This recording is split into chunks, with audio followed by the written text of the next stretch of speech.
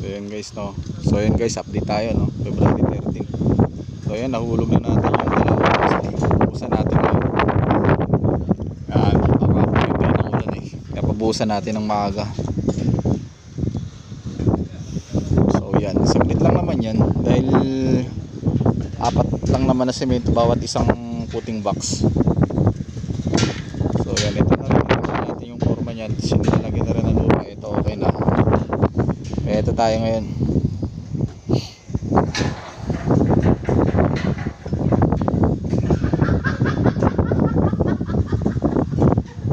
So yan.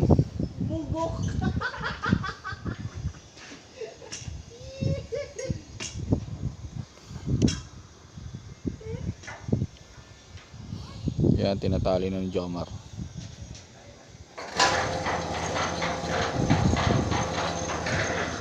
So yun guys, na-update tayo mamaya kung anong mangyayari. Pagtapos na tayo, yan, okay. See.